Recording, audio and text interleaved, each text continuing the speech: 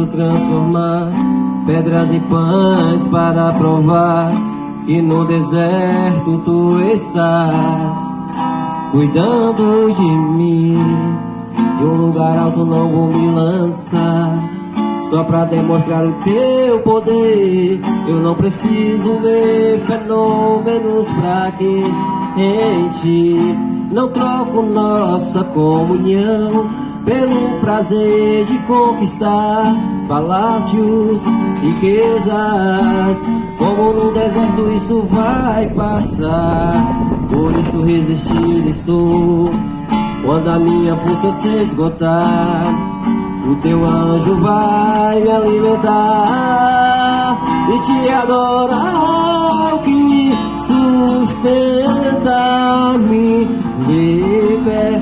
Eu não vou perder a guerra, te louvar em meio às tentações. É mais que estratégia. Eu posso não ver o amanhã, mas hoje sei que esse deserto vai chegar ao fim. O Senhor está cuidando de mim. Eu não preciso transformar pedras e pães para provar que no deserto tu estás cuidando de mim. De um lugar alto não vou me lançar só pra demonstrar o teu poder. Eu não preciso ver fenômenos pra crer em ti. Não troco nossa comunhão pelo prazer de conquistar palácios, riquezas. Como num deserto isso vai passar, por isso resistido estou. Quando a minha força se esgotar, o teu anjo vai me alimentar e te adorar, o que sustenta-me de pé. Eu não vou perder a guerra, te louvar em meio às tentações. É mais que estratégia.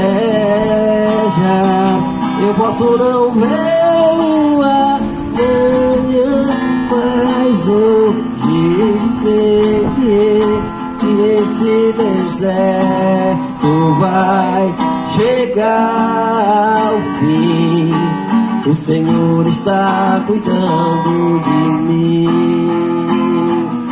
e te adorar, que sustenta-me de pé.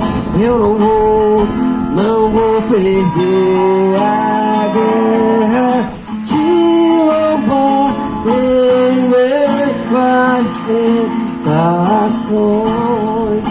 É mais que estratégia, aleluia, Deus. Eu posso não ver o amanhã, mas hoje sei que esse deserto vai chegar ao fim. O Senhor está cuidando de mim.